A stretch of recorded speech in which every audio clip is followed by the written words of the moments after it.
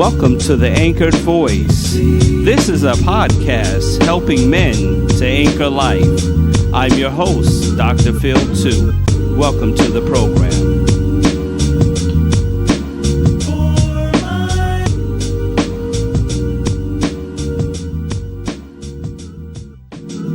Hey, what's going on, everybody? As we are preparing for this podcast, I'm just cluing you in that this is a podcast recorded for my churches for a mental health series.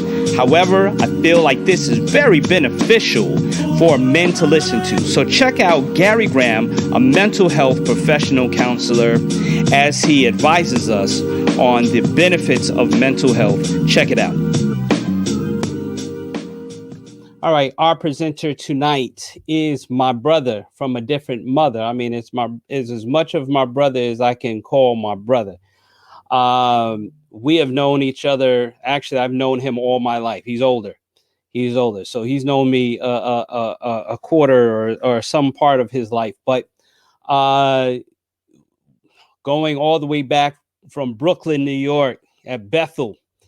But we started to connect again when I was assigned to the Ephesus Seventh-day Adventist Church in Harlem, USA. And we've just created a bond. His two brothers, Patrick and Paul, we've all just been brothers for a very long time. Now, for over 20 years, Garry Graham has served in the mental health community as a counselor. He's been doing this for a very long time. He has two masters, one in public health, one in psychology, and he is a licensed clinical mental health counselor. So he brings so much to the table. I partner with him on many projects where we get to speak to young men and counsel young men and women and bring them into a better place in their life. So years ago, I said, Garry, you've got to start your own business. I know you're going from job to job. One of the things I learned is he knows how to do job interviews. You know, he has learned how to lose one job and then get another one. But I said, Garry, you're better suited to start your own business rather than just, going from company and building up their brand. You have a brand and you have something to offer the world. And he did just that. He, dropped out of all the jobs he was working and started his own counseling business. And it is thriving now because it is in need. What he's going to bring to the table tonight will inspire and help people aspire to peace of health, peace of mind, and mental health. So we're going to bring him on right now. Please welcome my brother, Garry Graham. All right, let's get you off mute too. All right. Yes, sir. All right. Yeah. Phil, Dr. Phil, thank you so much. Everything he says is true. I see Gil, I see Mark, I see Denise in the chat. We would like to see you in the chat. We're going to try to make this. I think what's important here tonight, Phil, is that I'm going to try to make this like you and I are talking. Yeah. And so everybody get an idea. And what you said, the most valuable thing you said tonight was, it is true. I was moving from a job to job, working my way up the corporate ladder, got knocked down some and move up. And you was very instrumental in letting me know that, you have a certain talent. You need to have your own business. So in 2019, in July, I started my own business. This year, July, will make 2 years.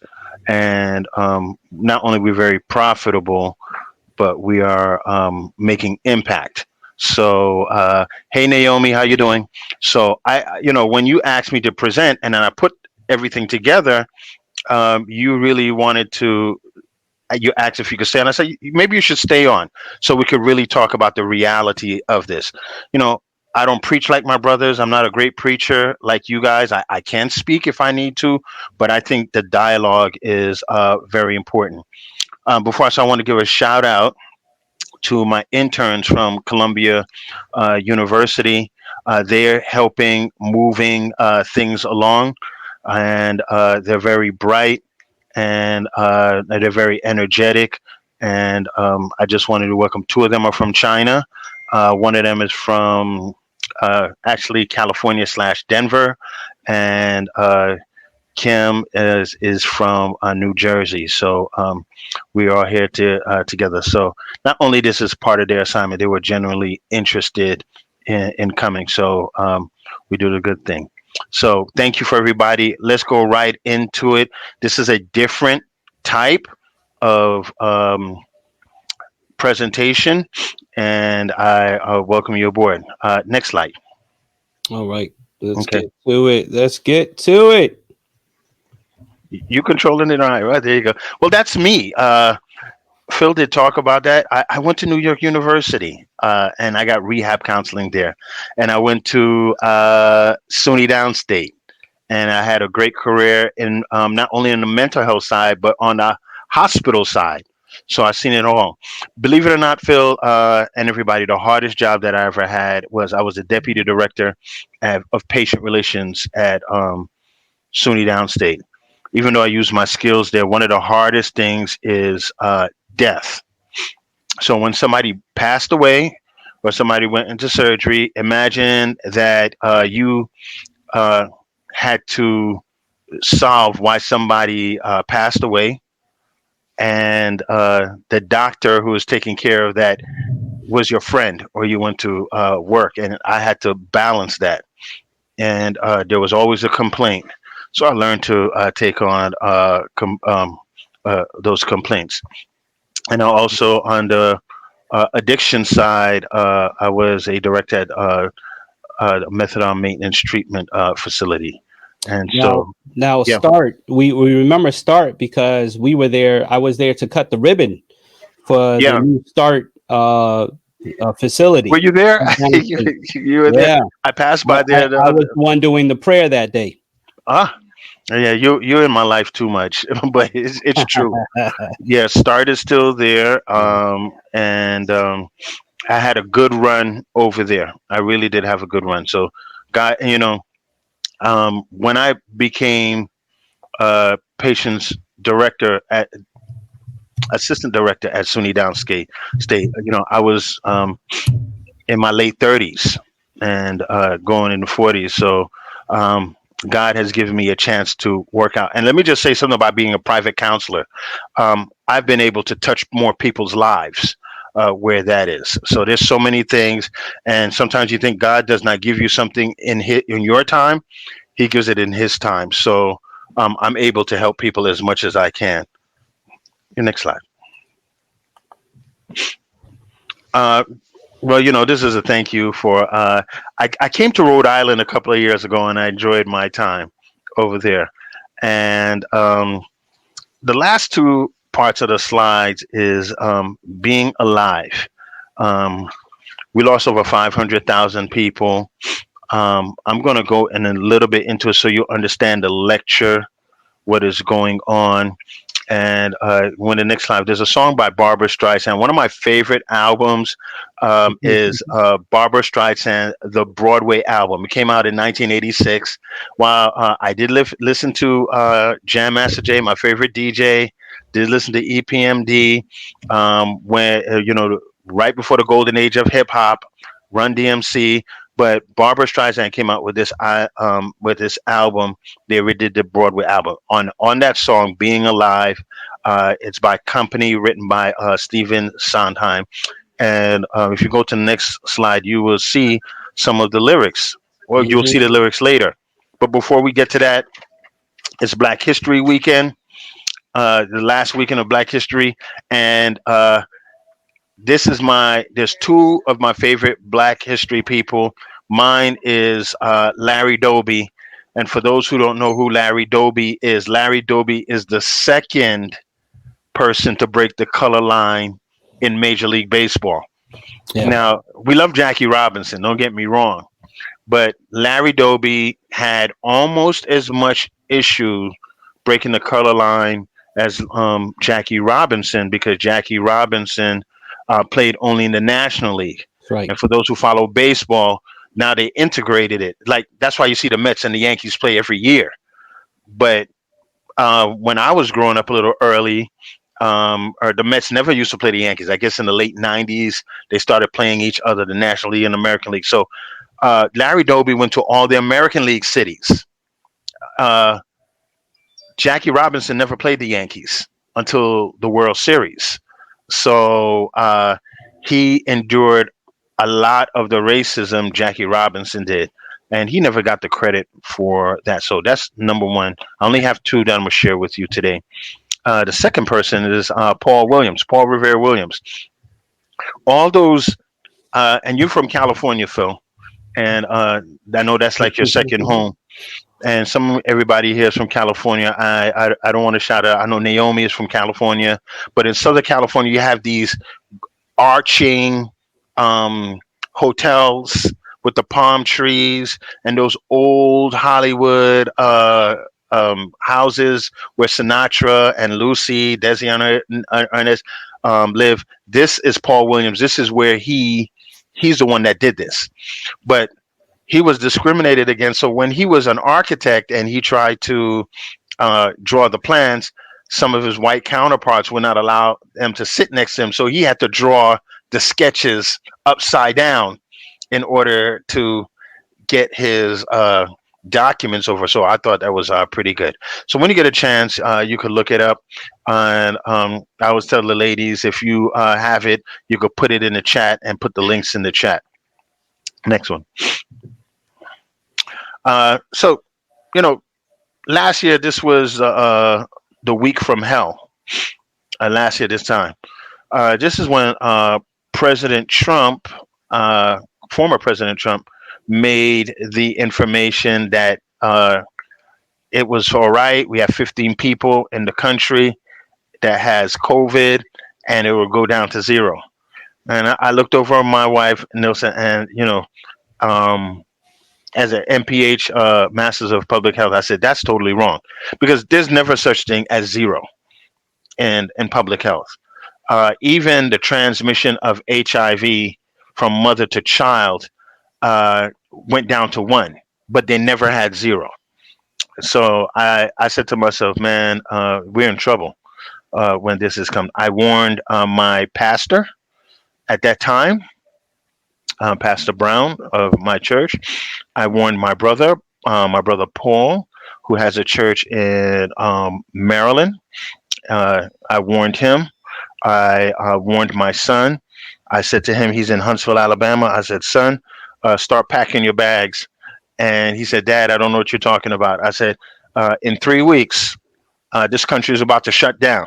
And Phil, I'm telling you the truth, because I told you this. Yep.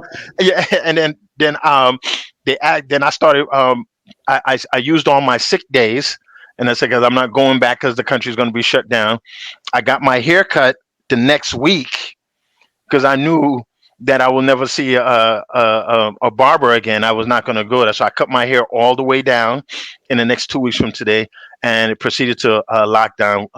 Nils and I started making arrangements. We packed up our foods with the essentials here, and but what I was not prepared for, this will spin into the mental health. I was not prepared for sickness, and through death, and the change of life. And so let me fast forward it by saying this, and this is not any secret. So even my relationship with Philip, I have not seen Philip face to face for a year. And as much as I love him, I would love to touch him. And I think I only got to touch your son because I have a picture of him with me and him together. Yeah, that was right before. Mm-hmm. Right. And prior to this, and we talk to each other almost every day. And then even I'm nervous because I do presentations all the time, but this is family to me. He really means a lot to me. And then also on top of that, my grandmother passed this year, and Phil is very fond of my grandmother. We have good times with her. And Phil's father passes here, and I'm very fond of Phil's father. And this year, I finally decided that I was going to go down to Florida because we're a big baseball fan, and you go down to Florida, and we all were supposed to get together, but that couldn't happen. Yeah. So COVID took that. So that has a mental effect on and that has a mental effect on me. I see you, Cheryl. I love you too. And so so I just want to see that I was not prepared for sickness and death and change of life. And I think anybody in the chat room, when anybody was listening to this, we were not prepared. Yeah. So I go back to dad and my grandmother. You know, I didn't go to my grandmother's funeral, and I didn't go to your dad's funeral, and I didn't go at all. And I have to mourn, and I'm still mourning. Mama turned 100 on February 17th, and you know, I don't want to get choked up here, but that's the reality of it because we did not send her off the way we did it. Yeah. If I don't want to bring this up, but you know, we would have gone to Florida and we would have acted out at your dad's the send off the way we wanted to do to do it. So we still have some unfinished business where that is concerned. So this is what happened last year. Next one. This is my hero for COVID. Not Dr. Fauci, not Dr. Birx. This is Dr. Messonnier, and you could look her up. Dr. Messonnier went up this time last year, and when the White House was trying to downplay it, she had a meeting with her children, and she said, in a couple of weeks, your lives are going to change for the rest of your life. Wow. And she almost got fired for it. And, you know, I told Nilsa, I said, Nilsa, and that's where that whole thing about telling Tony, our son, start packing up. Nilsa told him to get a storage unit. And then he said, he told his friends that my dad said to get a storage unit. The school is about to close. They kind of laughed at him, kind of like Noah-ish and the ark. And, you know, it happened. So that's where that, you know, so that's where that is. But this is my hero. I'm going to let, you know, my students know, my interns, we're going to write about her. The real hero of COVID is this lady right here. The president went to India, and while the president went to India, she announced this and she put it on the map. I don't think if she put it on the map, it wouldn't have accelerated the way she is. So this is my hero. You could look her up. Next one. I did talk about the 500,000. If you were to have a moment of silence for a minute for each person that has succumbed to COVID-19, it would take a whole year. Think about that. A whole year for a minute of silence. That's how many people has passed. And in public health and mental health, and sometimes we do statistics, anybody in this chat room, you know there are more people that passed away than this. And the side to it is how many people has passed away and we were not able to give kudos to. You know, when we learned in complicated grief, there are ways. The real truth about grief is that your grief really doesn't come in stages. They teach us stages, but your grief comes in waves. Yeah. So I'll just say this for Phil. We haven't talked about this. So Phil's father loved juice. Loved juice. That's right. That's how I know him. You understand? So, and Phil's father is born the first week of May. You understand? So we all know that he'll have a tough time. But Cinco de Mayo. Right, Cinco de Mayo. So, but where I would probably worry about Phil during mental health is spring training. Because Phil and Cheryl will probably go down to Florida and they'll take the kids down and they'll act up. And Phil will ask me every year, gee, you want to come on down to Florida? You always working. Now I'm not working and I don't work. I have my own schedule. I could have gone down to Florida and we could have gone down to Port St. Lucie and hung out. So it's going to hurt around this time because it comes in waves. So you have your stages of grief, but when we counsel, we talk about waves. So Dr. Phil has really become a great counselor of grief, not only because he's well versed and he's Dr. Phil, but he's had it himself. So we're praying that we can put something together and make it happen and work on this. Next slide. I told you about being alive. These letters are, but I just read the first one. Somewhere you hold you, we hold you so close. Someone to hurt you too deep. Someone to sit in your chair and to ruin your sleep. Someone that needs you too much. Someone that knows you too well. Someone to pull you up short and put you through hell. And sometimes we complain about it, but we're alive. And this is what Barbara Streisand was talking about, being alive. If ladies, if you could put that in the chat, um, that's fine. Look it up on YouTube. Being Alive by Barbara Streisand. Next slide. It's still the same thing. Next slide. So here are some of famous people who's had mental health issues. Brandon Marshall. First of all, he's a very good-looking guy. When he comes up on the screen, and Idris Elba, and the other guy from Bridgerton, I don't even know his name. They're not allowed to be on my TV because I don't want my wife to feel some type of way. So she's not allowed to watch Bridgerton, anything with Idris Elba.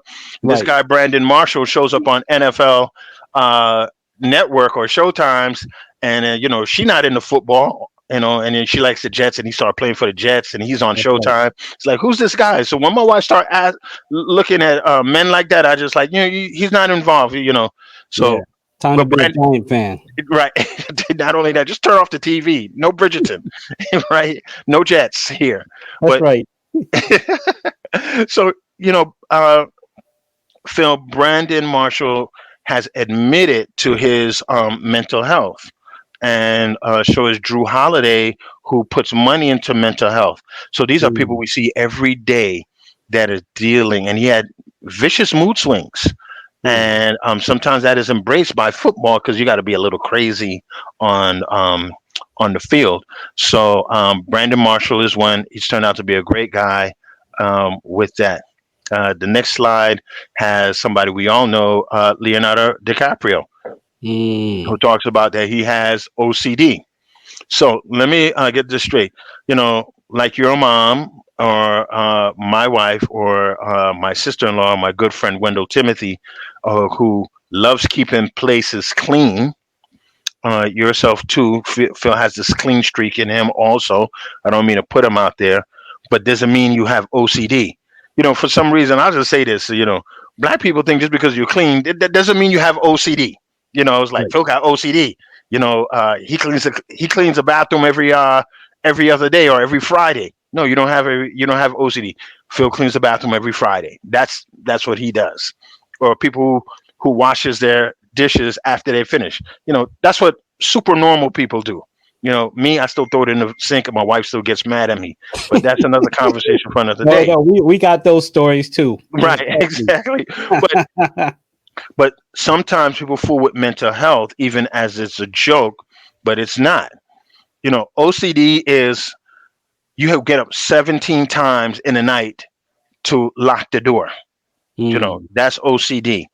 OCD is you're using the bathroom and you wash your hands over and over and over again to the point that there's scarring on you.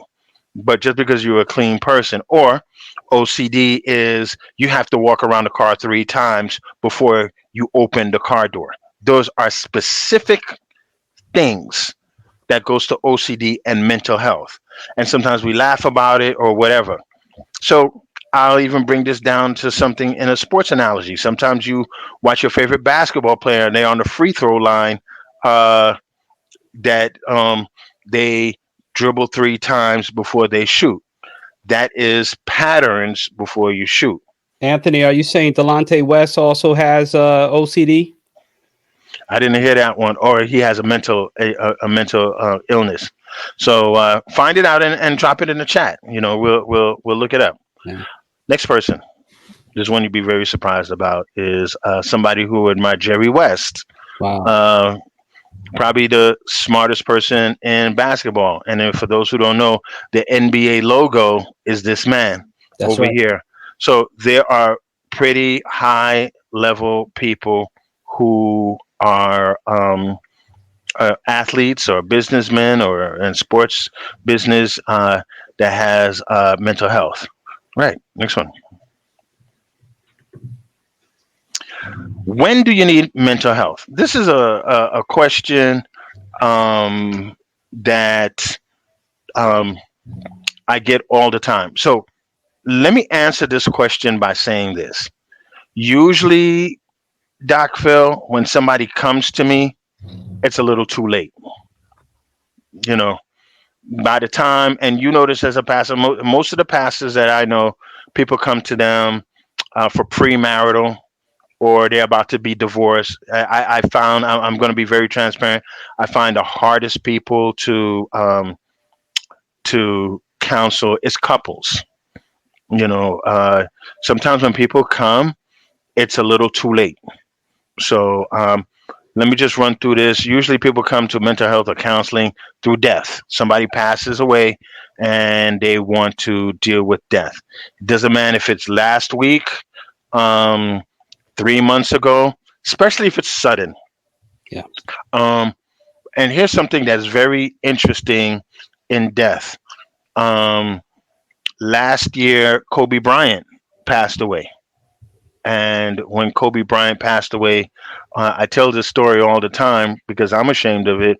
My son, I'm going to use the term, went into a tailspin Mm. over this. I was like, you never met Kobe Bryant. He's Yeah. just a basketball player.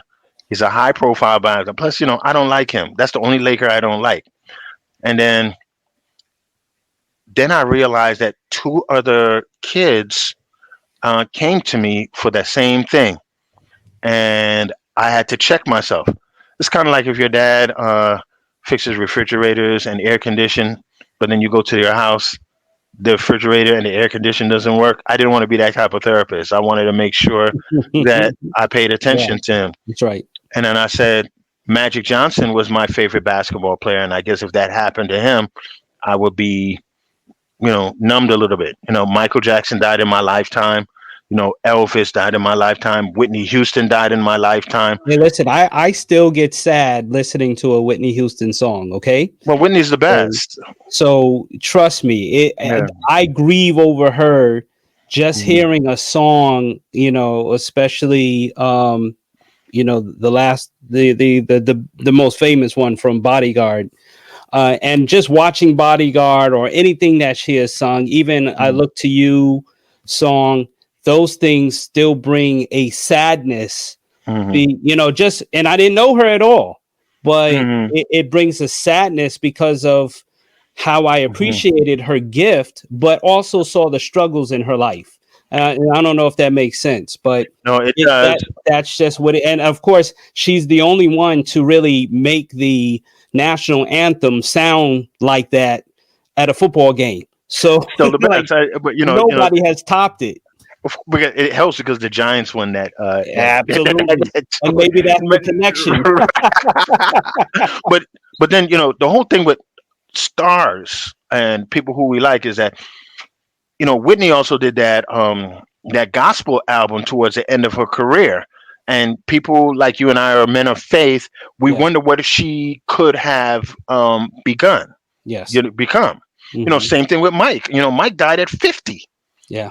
And Michael Jackson, Prince, and Madonna are all born in the same year. That's right. And look who's still Wow. alive, Madonna. It's true. So when you listen to Prince, you know, whether you like him or not, and you listen to Mike, you wonder what they have or what they could become. That's what death does, especially premature death. We have friends that passed away over the last week. And then, you and I had the conversation that, our souls got to be ready. You Yeah. know, I'll share with my audience here about mental health. One of the things that drive me crazy is that I, not only that if I die prematurely, is that my room is a mess and then my wife has to clean it up. And, of course, I'm concerned of what she's going to find. But The thing is that she's going to say somewhere to like, I tell this guy to clean this up every day, and it's still left out there. And when Nilsa and Tony got sick, um, Hmm. that's what I was worried about. Those are true anxieties. And you see, I'm telling you this because I'm telling you, my friend, and I didn't tell you this, is that, and you know how messy I keep my room. It's just funny is that it didn't bother. My anxiety was over three things. Of course, I wondered if Nilsa was going to get sick and die because it was COVID. I was like, who's gonna cook for me, and who's gonna clean this room? And I don't want people to come in here and see my house like this. Yeah. That is true anxiety. So when I sit down and somebody comes to me and they feel stupid about talking about things like that, those are real feelings. We watch too much TV, and we hear too much radio, and we watch too much fantasies. You'll be surprised the simple anxiety that people go through. Yes. You like to fly, right? You flying all Hmm. the time, All right? the time. You and Cheryl always flying every time. Gary going out to California.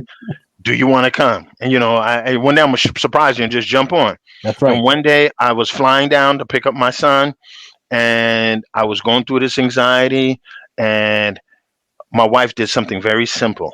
She made me a sandwich, right? And if you know my wife doesn't just make sandwiches for anybody, even for her husband, her dear husband. She made a sandwich, packed it up, and then when I got on the plane, I opened up the sandwich in tin foil, and I went back like I was like I was 6 years old. And probably the kindest thing ever did. But you know what it did? It brought down my anxiety a whole lot. Here I am looking like a businessman, got the world living for me or whatever, and I'm up here fretting on a plane. For for whatever reason, Phil, for whatever reason, Cheryl or Anthony, whatever reason, it was crazy. But that sandwich brought down my anxiety. So when people talk about I have an anxiety, they don't want to come to church, they don't Yeah. want to sit in the front seat, they don't want to sit a certain part in the car. You don't know where that comes from. So you have to be compassionate. Mental health, I told you about marriage, um, fighting. The two things that I'm very surprised about, you have a fight, then ACS comes, or Children's Protective Services. Um, you'll be surprised the amount of people that will call, and they will say, "Well, Dr. Wesley um, had Trey in the church, sat him down, ran to the back to get some bulletins, and he almost fell, and somebody called CPP, and that investigation lasts maybe 6 months, but it seemed like forever. You didn't do anything wrong. They call your parents in. They call Pastor Mark in. They Mm. call you, and it's just draining Yeah. to good people. There's a lot of good people who gets called in by Children Protective Services, and I just want to let you know that goes on a lot. School discipline.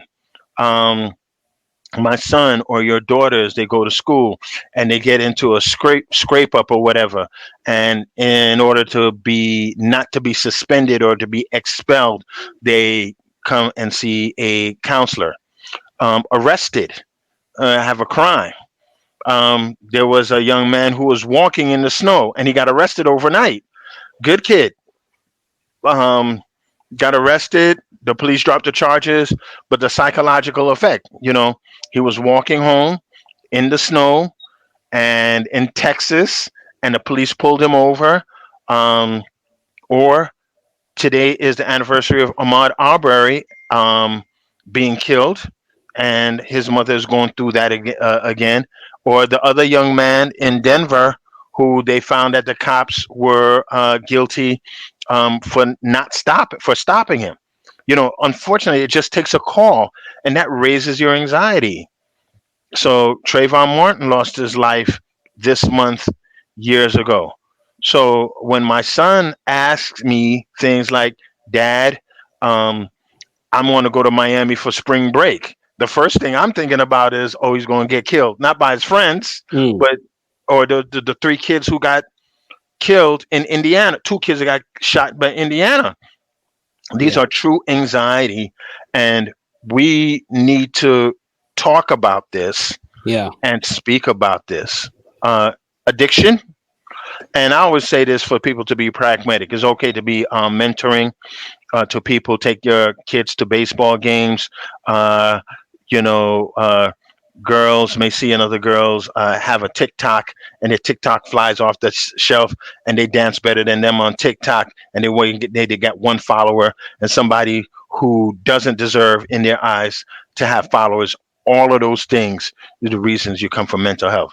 I hope that makes sense to everybody, because that is as real Yeah, as. listen, put it in the chat room if this is making sense to you. If Mhm, it's hitting a button, just put it in the chat room and either say mhm, amen or yes, I'm with you. I'm with you. mhm. But put it in the chat room. Let us know that you are. I've got two screens, so you're gonna see me kind of going back and forth. But put it in the chat room. We want to hear from you. Okay, next And one. then later on, if you have questions from any of these slides, please put a question in, and we'll make sure that we get it from you. Hmm. Next one. So I would like to talk with the church. The church, I would like to see the church partner with mental health ministries. We have all types of ministries in Yeah. church. I always fight about this or whatever. Like, when we were little in church, I don't care if you go to church on Sunday or on Saturday, on the bottom, it always used to get to me is that the nurses on duty. They have nurses on standby at church. You Hmm. know, we need to identify individuals that are going through a lot. We have when we was at Ephesus and Eutis, we had our boy Ben, who has Hmm. gone through his issues, and we have other kids. Our boy Mike, who played on the baseball team, who Hmm. had some developmental disabilities. But one thing about our church, they were very kind to people who were disabled. Even though people helped, I would just like to see our church or our community um, be more intentional and pragmatic about working with our people who are less fortunate in mental health. Um, it's okay to be a snitch. It's okay to be a tattletale. I'm not talking about when Lynette or Phil walk away from Trey for a second. You know what I'm saying? Or if um if Elder Mark holds up Phil and Elder Mark trips over and just happen to trip over and not hurt Trey, and they say, "Oh, their parents don't know that." I'm not talking about tattletaling like that. There's certain people when they come to church, they have their same routine. It's like, Pastor Phil doesn't look like himself today. All right, that's one bad week. Nope. For the last month, you have not looked like yourself today. So, like Phil talked to me, and I talk about friendship, and everybody has friendship, and I'll even extend it to Phil's sister, who is an extension of his friendship. When my hair was growing out, yeah, they came to me like, "Yo, dude, are you okay? Because you always lining up your hair." And then I made him laugh, and then he knows. I said, Phil, my brothers are bald. Everybody at my age is bald. This is the last time I'll be able to grow my hair out with no excuse. I could tell him it's COVID, and I'm all good. And he laughed just like that. He's like, okay, so I know you're good. Yeah. So you're good. Or if the Giants lose, which they have a bad year, doesn't mean that Mm. Philip is depressed at all. You know, you don't know if Phil or anybody who has lost anybody is bothering her. There's a friend of our church that passed by, and Greg Powell still bothers me. Yeah. Um, there's a person that I went to school with, her brother, Darlene Squires. I'll say it right out. Darlene Squires' brother Mm. passed. Yeah. And when I look at Darlene Squires, I see a lot of him in me. Big guy, lovable guy. There was a thing that said that I'll say that somebody was short on some money. He looked out for them. You hear all of the stories, and I was like, "Yo, that could be me." That's 7 months ago, you know. But it's all right to talk about, uh, not wanting to um, relive these things. How about your son and his friends not wanting to leave their cars because they may harm them? Well, there you go, right there. It's all out there. So, so these are things: tattletale, snitch in need. Okay, snitch in need. It's okay to call my mother. It's okay to call my father, call my brother. Okay. Referrals. Pastor Mark, first elder of the church, deaconesses, deacons, leadership. You can go to them and have a referral. We need to be intentional. We have ups and downs, but we cannot stay down. The stock market goes up and down. Even GameStop have big days, you know? Oh, yeah. So I hit a little depression about that, by the way, but yeah, because that's another story. that's another lecture Yeah, that's for another day. But anytime you're down, the best thing is to get the quickest pick me up. And honestly, and this is where the mistake is being made, the quickest pick me up is food. Fastest way that you could pick yourself up. See, I'm not going to lie to you. I'm going to give it to you straight. You know, if you're down, that's why people get big. Yours yeah, truly, I have no problem saying that or whatever, but it's anybody. You want to pick, that's why people take drugs. That's why people use marijuana, whether they want to go up or down. That's why they drink and that's why they have food, because that's the instant pick me up. yeah, The second instant pick me up is like going to the beach and they exercise because your endorphins go up and what have you. So it doesn't take much for me. I'll tell her like, yo, let's go to Wendy's and get a number two. Follow that up with a shake, and the sugar and stuff gets inside of you. You're good yep, for a little yeah. while. That's Or right. that's why when people go to certain Jamaican restaurants, they remind you of something. Or go back to your dad, or Yeah, the best lemonade or whatever. Let me know if I'm running out of time, partner. So acting as resources and acting as partners. This is what we want our church to do. When you see church, we talk about community, and this is in for my non uh, people of color who's on this line. The church is a community. We've learned to read there. We learn our readership. We learn how to dress. We learn how to get our education from there. But that mental health component is missing, and that's to hmm it. come Okay, on. next slide. Um, I talked about this before. The ranking of importance in our church is this divine service during the good word. When is the last time you heard a good word? And everybody talking about mental health. You Mm, know, I'm talking about real. I'm not talking about, well, I felt bad this morning and I prayed to Jesus. It's more than that. Even when you pray, you need to be intentional. Lord, I feel sad today. I do not know why. I'll tell you. Have you felt sad because there was no money in your bank account, or your money or mm, your bank account is low? Let's speak it real. But you mm, don't pray about it and you keep on it or whatever, and then you look in the mirror in the morning, like, what's really bothering you? Did you didn't get enough sleep, or you didn't get enough sleep mm-hmm. because you wrote that check or you bought something that you're not supposed to? That's the crux of the problem. Yeah. The praise team, they singing and singing, but they're not ministering the mental health. The bulletin, is there any suicide information in there? Is Mm-hmm. there any Mm, information to go? Is they going to mm, say, is Brother Mark is a counselor? If you have an issue, come see me. Any counselor that's worth their weight in gold will have their name in the bulletin, like the nurses on duty. You want to talk? wow. Come see me. I'm just going to tell you Yeah, where that is concerned.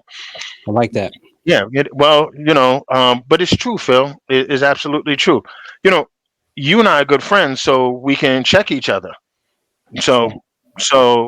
how many of us has friends like that? You know, who's singing? When people testify, how real is their testify? Their testimony. Testimony. Excuse me. Mm-hmm. Right. Mm-hmm. Same thing for Sabbath school or Sunday school. Do we talk about? Did you feel sad? Mm, Why do we have to wait for a tragedy to happen yeah. Yeah. before it happens? Yeah. Same thing for youth, and the same thing for Pathfinders. Pathfinders like Cub Scouts. For those who don't know, That's right. um, I'm big on our young people going to camp all the time. I'm big for our young people to always go to basketball games, football games, soccer, swimming, Mhm. activities. Keep it. And I'm also good for this. Hear me out, everybody. Alvin, Sister Gwen, and Mark and Gil. Hear me out very carefully now.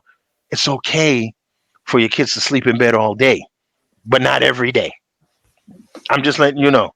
They go to Pathfinders, they go to school or whatever, and one day it's okay because you know why? If you think about it, and this is a very light thing to go on.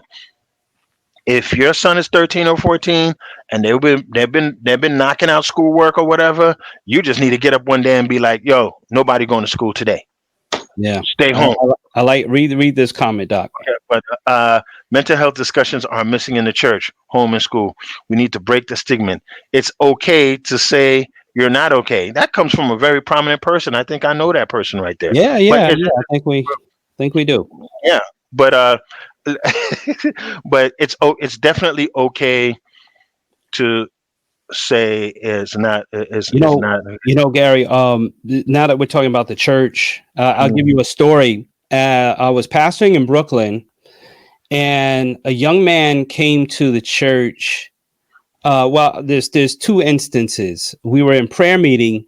The mhm, young man, he had been known to be in church, but there was always something off about him. There was just something that wasn't always there, but he was always there. They always knew him. So, like you right, said about kindness, but there was one day he just challenged me a little too far mm, in prayer meeting, and I had to literally shut down prayer meeting. I mean, it was coming to the end, but I had to kind of smooth it out so mm, that we can end without confrontation. But hey, everybody, okay, well, thank you so much. We're going to end right now because I saw something in him that I wasn't comfortable with. mm, Not too long after that, the story came back that he checked himself into the hospital. mm. Um, and whatever happened between him and the nurse, he beat the nurse to a pulp. Lord have mercy. Wow. He snapped. And I told my deacons before that, I said, watch for him in case he snaps, because Mm, this could be an issue. Now, the same happened at Ephesus too with our friend.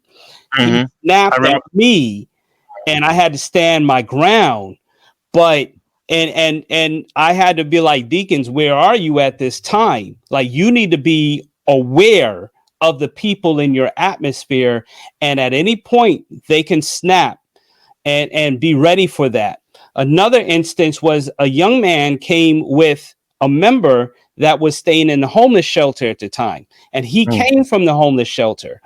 mm. He came into the church, but he was nervous, and he was just shaking, and I made a beeline straight to him because I can sense mental health problems right Mm, away. mhm, Made mhm. a beeline to him. I said, hey, how you doing? Welcome to our church. And I had to just talk to him for a minute. Oh, you're first time. Well, man, so glad you're here. Hey, do you mind if I pray with you? Got you. Said, fine. I prayed over his spirit because I felt there was something agitating him being in the church, being around people, but there was something wrong. Weeks later, he's on the news killing his roommate in the homeless shelter. Oh boy. But And then oh, 3 sorry. weeks after that, he's found dead in the East River. Him. Himself. Wow. But how did that make you feel? Well, Seeing that, seeing it, seeing seeing the end results. The first, how did you feel about um him terminating his roommate, and then weeks later, he's in the East River. You know, it just means that you've got to follow your gut. mhm, And I realized I was happy that I followed my gut in a lot of these things, these instances, to know, to recognize when somebody is not mentally there. Now, there have been other people. There's been a member of the church that actually murdered somebody that has been in church, and I knew of the story, but the person had been, through their mental process. mhm, And so you've got to just know, you've got to know who's in your church. You've got to know, have a presence of mind to say, okay, this could happen, and everybody just not to be scared, but just to be aware, so Well, that it's you take scary. the proper step. It's absolutely scary. So um, I'm glad you brought that up because this may extend it a little bit. So, you know, that's why we have to decide, are we going to call the police or are we going to call the crisis team? Right, right. You understand? That's what I'm So, saying. That's why it's important to have a crisis. It's important to have this conversation, and now it's making me more aware to have this with our church boards, so that we can have a team in place. You mm, know, because most churches I've been to, there's been somebody dealing with mental health, not maybe not at that extreme, but in some level. So we do have to have that presence in our church and more conversations. so that person you did, I remember one day, I don't know if it was the same incident, that he was off his meds and he was giving everybody a hard time, Right. and everybody wanted to call the police. And Right. I'm gonna admit to you that I didn't know better then. But Yeah. if that happened there, and there's like, what you suggest to do? Yeah. There's But we didn't call the police though. yeah, but Yeah. the right action then, because of course this is hindsight, is that you should call the crisis center, the mobile crisis team, and they will come and talk him down. Because right now there's a fear, and this is what coming at that as black people. I'm not even going to say people of color. That you call the police, the person that you call who's in a mental health crisis may Right. end up dead. That's right. So so we have to make the right call and we have to educate. So I'll tell everybody that before you call the police, or if you there's an 800 number here, it's New York City well. And even if you call New York City well, even if it's in California, I used to work there, one of my many places I work, they will route you to the right place. Look, Phil Wesley, my pastor, is in crisis. I don't need a police. I need somebody here. I think he's on medication, but I don't know. But he's not acting like himself. Right. All right. So you don't know what is. So let us use the crisis, the crisis number. I don't know if one of the ladies y'all could put it in there. NYC Well is at the end. There's a crisis hotline. And hey, Sandra, thank you. Absolutely, mental health team is essential for the church, just like there's a health team. Why not? Exactly. But that's really the reason why we're having this discussion. Oh, that is identifying. Oh, she's talking about the first lady. Thanks for identifying that. Even in schools, which is true, we need to recognize when students need extra attention in this matter. Right. Right. Yeah. A crisis intervention team. Exactly. Just like we have a medical team. But school is also hard. Very hard. And maybe in the future we could get some educators. I know your mom is an educator, and even as great as she is, and we all are, sometimes we get stuck. What to do? And this is why we need to keep on having these forums, so we know, because things are changing over and over and over again. Like, for instance, in a year and about a year from now, the suicide hotline is going to be 988. And good night, Mark. It's 988. It's his bedtime. Yeah, That's how he gets his mental health. that's right. Get your 8 hours sleep. So 988 will be it. So let's move on. I don't want to. We're gonna wrap up in a little bit. Okay, you just let me know, and let me know when the closer should come in. Let's give it about 5 more minutes, and then let's wrap up. But this won't be the last time we talk about this. You could go that we talked. We kind of talked about where we've fallen short. I'm not going to knock that. Let's go there. Mm-hmm. We could skip this part right here. And then I did talk about something about our website, our bulletin boards. Yes. Should have this, our social media. Yeah. Should have there's too much PSAs and information to go on that. I'll be more than happy to help you with that in the future, because I know that's where you're moving into. Yeah, definitely have to add to our websites. Right. So exactly. Are definitely some of those, and Elder Mark will help me with that in adding some of these resources for Providence and for New London. Right. Make sure we have more of that added to. And the digital PSAs are out there. So yes, absolutely. Okay. Well, what else we got? Yeah. We did talk about this. This is the numbers I'm talking about. I want everybody to pay attention, and I could end with this: the tricks of the trade. Right. Uh, Everybody at the job has an employee assistant program. They give you up to five free counseling sessions. And one day I'll tell you what my journey through an EAP is. So if you have insurance and you're working, every job has an EAP, employment assistance program. You should review your insurance and review for deductibles and copays. You can see your doctor, or you can see your mental health therapist or anybody because of COVID. See if you can get that waived. Right. And then you see the number there for New York City Well, 1-800 NYC Well. Give it a call. Ask some questions. If you're from Rhode Island and Connecticut, they will route the number to you. They will route the number to you. It's 24 hours a day, 7 days a week. So they will route the number to the Connecticut ones or Rhode Island. Last year we did California. Okay. Well, Gil, he'll have me come back. There's not a problem. That's not a problem with that. Yeah, I'm going to close with that, Phil, if it's okay. Yeah. Is there I don't any think. questions before we close out? Any specific questions before we close this? We want to make sure that we have heard from everyone. Mhm. All right. But it's important to have these conversations. This week is important. That's why we want you to share this out. We want Mhm. you to share this video to as many people as possible this week. This week has been eye-opening for everybody. It's been necessary. I want to thank the members that requested this week to happen, and we'll make it happen again, so that this is just one time. And we felt that a mental health week was our evangelism to our community. We Mhm. had too many people talking about anxiety and stress and things that they were dealing with, especially with COVID. And just COVID just brings so much other stresses, but we just wanted to have more conversation in regards to this. So we have tomorrow night. We have tomorrow night again with one of our own. All right, Dr. Hodge will be tomorrow night, so we're looking forward to that. And Mhm. then Friday night we have Chaplain Adrian Benton. Really?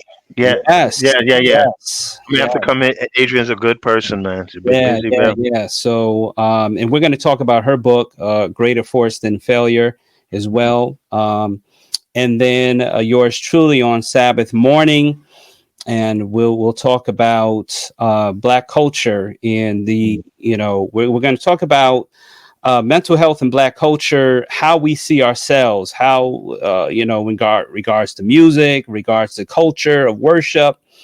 We're going to get into that because we have just had, if you've seen the PBS special Black Church, That's it it. is But I hear something eye else. opening. You Yeah. have to watch it. Eye opening when it comes to the growth of the Black church, but also the challenges that we deal with from time to time. So this week is going to be great. Thank you so much for being a part of it. Again, thank you, Sandra. She did a great presentation. You can go back on Sunday and see hers. You can have replay. I've had people tell me that they've seen this on replay. Good. People are watching and people are going back and forth. And we just want you to be a part of what's going on. So again, So, subscribe to the page, share it out there, and let's get this word out there. so let me say this for everybody who doesn't know. Um, I don't want to say Phil has been really a great help, um, and he's taken on. Phil is a great counselor, really great counselor, and God has blessed him to expand his mental health um, purview.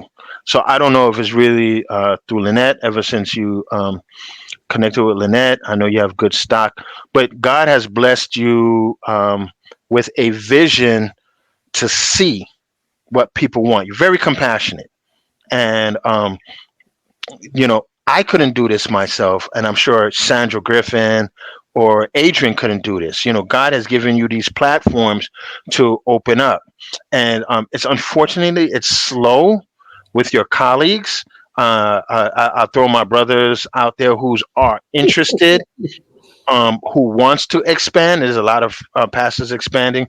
So instead of Youth Week of Prayer or whatever week of prayer, I'm very proud of the fact that you have tinkered in this, and I'm praying for your ministry, and to keep on going. So I just wanted to let you know that. I appreciate And it, man. looking forward to going to spring training soon with Yes, I'm Trey. looking forward to getting back. I think And we I will all, cut my hair, I promise, in a couple of weeks. yes, sir. Camu Bell in the house. So No, Cornell West, man. Cornell Let me West. tell you, Cornell West gets his tenure. I'll cut my hair. How about that? From Harvard. Woo! Yes, sir. All Yes, right. sir. Mhm. My wife said all me. Definitely, Yeah, definitely an addition to my mental health. and Absolutely. listen, wives are very underrated. Underrated. But big shout out to Lynn, Thanks, Aunt Mom.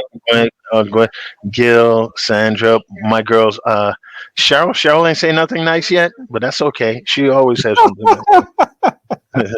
She Yeah, sits on my wife's hands. she's been cutting it up. She's been cutting it up on the chat room. So yeah. You know, I I can't love. share everything Cheryl says, but she definitely says wash hands, everybody. Wash hands. You know, Well, we would be in a better spot if people were washing their hands. How about that? Public service uh, announcement. We'd be in a yeah. better place if people would just, I'm talking on the norm. I'm talking about before COVID. Seeing people walk out of the bathroom without washing their hands. It was just like I'm seeing the person pass by me like, bruh, where are Right, you going? right, but in the part where you close the bathroom doors, not at the commode. They come down from sitting and they're still rocking out, and then you see them at McDonald's just going at it with their come on. No, God. Look, No. like my boy, Everybody, I'm wearing I a love you. shirt. I'm I wearing love a you shirt much. Oh, that sorry. says, I will not fear. We want you to have power when you walk out there. We don't want you to have fear, for God has not given us the spirit of fear, but of Amen. power and a sound mind. We want you to have power when you walk out there. We want God to bless you in all that you are doing, that you may grow, that you may prosper, and be in good health. What did God say? Hey, all I ask is that you be in good health. I wish that you Yes. prosper and be in good health. But we'll have to talk some more about grief, and we've been doing a lot of grief intervention over the last few months. Yeah. We've been doing our own grief, but Yes. what I'm saying is, to those who are grieving, including myself, make sure you're talking to somebody. Make sure you have accountability partners. Make sure you have people to talk to. Check in on people who you know are grieving. Hey, are you okay? Ask somebody, hey, are you okay? Text somebody that you haven't talked to in a while, but just ask, how are you doing? And I'll tell you something, the very matter that you called somebody or text somebody to ask how you are doing, that goes a long way into somebody's mental health. So what we can do as a church, we can talk about, what ministry we can establish, but also if you have family members you haven't spoken to for a while, friends you haven't spoken to for a while, just ask the question, how are you? And guess what? If somebody asks you, how are you? And you're not okay, Yeah. it's okay to say, I'm not okay. That's Now, right. Cheryl's coming back with this cue. You're late. Cheryl, you are late. Man, you're late. So, what's up, brother Don? Don, what's up, man? What's up, Don. man? Yeah. Yeah. Yeah. All right. So, all right, everybody. Thank you so much. Let's have a word of prayer as we go forward, and let us just pray as we close this out. Heavenly Father, we just ask for your wisdom in all that we are about to go into in our ministries and our churches. We thank you for the message that Garry Graham has brought today.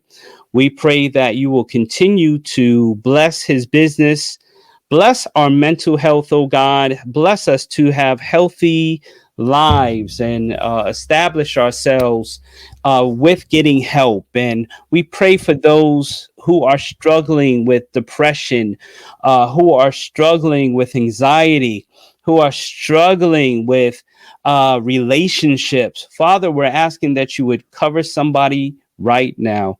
Thank you for hearing our prayer. In Jesus' name, amen. Thank you for listening to The Anchored Voice.